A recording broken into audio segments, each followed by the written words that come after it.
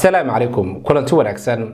waxaan aad ugu xumahay labadii cisho ugu dambeeyay wax barnaamij idin soo gudbin duray ama hargab daran oo ahaayeen alxamdulillah hadda waan ka caafimaaday bal aynu dib ugu laabano xaaladda gobolka bariga dhexe sidaan la soconno wadanka Lubnaan dabkii ka holcayay si kumeel gaar ah ayaa loo damiyay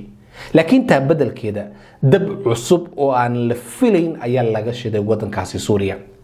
waxa soo baxay koox isku sheegay mucaarad ay ku yihiin xukuumadda ama dawladda ka jirta wadankaasi Suuriya oo hogaaminaya Bashar al-Assad arinkaas ay dadka falanqeeyaasha aad ugu dhuundaleela arimaha bariga dhexe ugu hadlayaan waxay garan laasay yihiin sababta hadda ku soo aadisay in mucaaradka wadankaasi Suuriya ay weerar ay ku qaadaan xukuumadda uu hogaaminayo Bashar al-Assad iyadoo hadda dab si kumeel gaar ah looga damiyay dhanka Lubnaan maxaa keeni kara ayaa la isweydiinayaa in hadda la iska hor keeno sunniyiinta iyo shiicada ku dagaalamaya wadankaasi Suuriya haddaba falanqeeyaasha wadamada Carabta gaar ahaan Cabdibaari Cudwaan oo ah wariye sare oo u dhashay wadanka Falastiin ayaa wuxuu qabaa aragti ah in arinkan ay ka dambeeyaan Mareykanka Israa'iil Turkiga iyo xitaa Ukraine أرينكاس أيو سيداس وكوشيغي وري عبدباري عدوان هذه هي الخلاصة الرئيسية اللي أنا بدي أتحدث عنها سوريا الآن تعادت إلى حوض المؤامرة التركية الأمريكية الإسرائيلية والهدف هو تغيير النظام والقضاء على أمن واستقرار المنطقة أو وريهن وأركتدي سوحوا ليها أرينكا هذا السوري كتاغن waxa gadaal ka taagan ama fangareynaya ama dhaqaale ku bixinaya maadaama mar walba dagaal uu baahan yahay dhaqaalo waxa dhaqaale ku bixinaya ayuu leeyahay Mareykanka Israa'iil Turkiga xilli dambana gadaal wuxuu ka leeyahay wadankaasi Ukraine marka arimahan marka afiiriso dhowr ujeedada ugu weyn waxay tahay in si toos ah ay isaga hor yimaadaan Israa'iil iyo Iran waxaan la soconaa tan ilaa 7 Oktoobar sanadkii hore 2023 Israa'iil dhowr jeer waxay isku dayday in Iran ay dagaalka ay soo geliso in Iran dhowr jeer ay sanka ay ka taabato mar ay mid ka tirsan madaxda ugu sareeya ilaalada kacaanka wadankaasi Suuriya ee Iran ay ku qaarijiso gudaha wadankaasi Suuriya iyadoo weliba ku qaarijisay safaaradda ay Suuriya ay Iran ay ku lahayd wadankaasi Suuriya sidaasi oo kale Iran waxay isku dayday in dagaalka si toos ah u soo gelisay Iran iyadoo gudaha wadankaasi Iran ee Tehran ay ku qaarijisay madaxii ugu sareeyay arimaha siyaasadda iska caabinta Falastiiniinta Ismaaciil Hani sidaasi oo kale waxaan la soconaa bishii September ee tagtay iyo October si isdaba joogay inay u dileysay madaxda Hizbullah marka hadda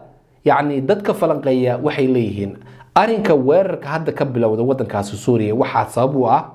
Netanyahu waxaan la soconaa dhowr jeer wuxuu u hanjabay madaxweynaha wadankaasi Suuriya Bashar al-Assad isagoo ku sheegay in Bashar al-Assad gacanta uu ku haysto dab isagoo ula jeeda in Bashar al-Assad uu la ciyaarayo libaaxa bariga dhexe oo ula jeedo Israa'iil xilligaas Bashar al-Assad marnaba afkiisa ma uusan furan waana arinka aad ugu sii careysiyay dhowr jeer Israa'iil maadaama Bashar al-Assad uu faarkii Netanyahu uu hanjabay afkan uu ka xirtay marka dhaqankan waa uu ka jira xitaa wadamada reer galbeedka dadka cunsuriyiinta markay dadka caayaan hadii aad afka ka xirato aad ay u sii caroonayaan oo waxay aaminsan yihiin qofkan aad caayday ama aad aflagaadeeyday muxuu kuugu jawaabi waayay marka tii oo kale ayaa dhowr jeer waxaan la soconaa in Israa'iil ay duqeyn ay ka geysatay gudaha wadankaasi Suuriya iyadoo ku marmarsiyoonaysa arimo lid ku ah amniga Israa'iil in halkaas ay ka socdaan mid labaad waxaan la soconaa Mareykanka iyo Israa'iil dhowr jeer ay Bashar al-Assad waxay ka dalbadeen hubka ka imaanaya dhanka Iran ee la soo marsiinay wadankaasi Suuriya ee loo keenay Hizbullah in Suuriya ay joojiso Suuriya arinkaasna wax jawaab maysan ka bixin marka hadda waxa la leeyahay arinka ama ujeedada ugu weyn waxay tahay nidaamkan ka jira wadanka Suuriya ee darbiga adag ah in la dhaxmaro si markaasi Iran loo gaaro marka si Israa'iil awood uma laha in marka darbigan ay dhaxmarto maadaama Hizbullah ay ka sokayso oo ay tahay darbi ama gidaar aad u culus ee ilaa ay hadda ay ka rilaacsan tahay marka hadda waxay doonaysaa jiha kale inay dagaalka ay ka furto oo yacni shiicadan ee xisbullah ee xadka wadanka Lubnaan ay halkaas yacni gurmad ugu tagaan dhanka wadankaasi Suuriya culayskii jiray in laga yareeyo maadaama hadda lagu balansan yahay xabajoojin muddo yacni 60 cisho ah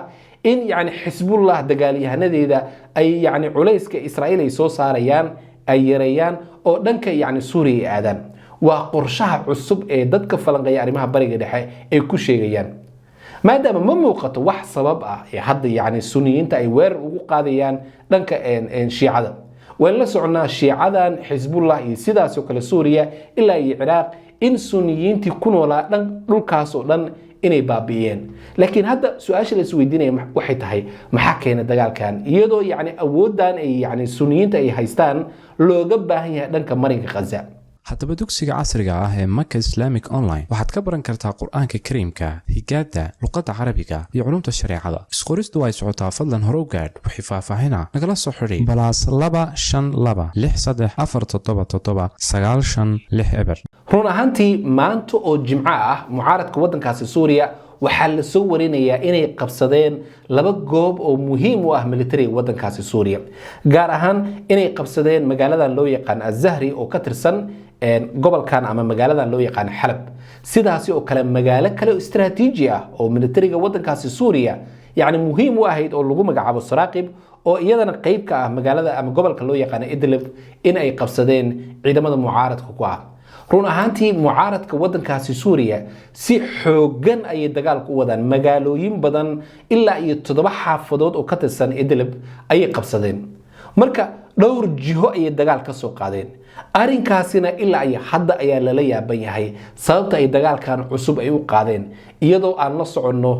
marinka Gaza dagaal culus uu ka socdo Israa'iil xasuuq aad u daran ay ka wada waqooyiga ay sidaas oo kale dhanka koonfurta iyo bartamaha magaalada Gaza marka meeshii looga baahnaa in lagu kala baxo ma aha meel kale ay ciyaar cusub ka bilaabeen arinkaasna waxay dan ugu jirtaa run ahaantii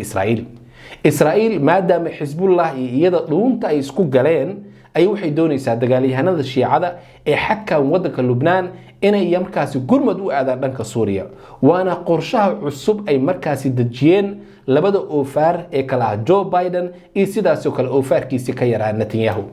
dhanka kale maanta waxaa hadlay hogaamiyaha xisbullah Naciim Qaasim wuxuu sheegay in yacni guul weyn ay gaareen xisbullah isagoo markaasi ku sheegay waliba guusha ay gaareen inay ka weyn tahay guushii ay gaareen 2006 Naciim Qaasim maanta khudbadii uu soo duubay waxa uu ku sheegay in yacni maalmihii ugu dambeeyay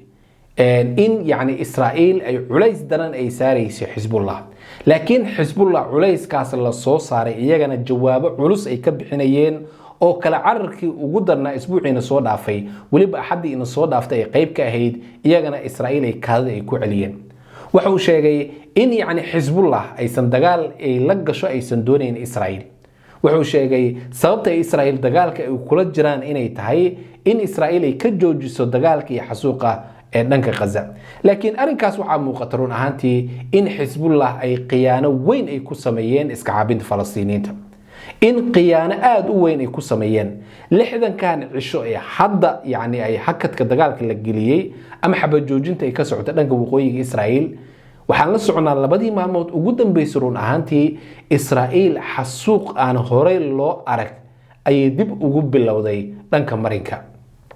gaar ahaan Jabaaliya dhanka waqooyiga sidaas oo kale waqooyiga Beit Lahaya dhammaantood iyo dhanka bartamaha yacni duqeymo aan horey loo arag ay Israa'iil ka wadaa ujeedada ugu weyn waxay tahay Israa'iil 60kaas cisho inay yacni hakad ay ku jirto ama ay markaasi ay ka nasato dagaalka ka socda dhanka wadanka Lubnaan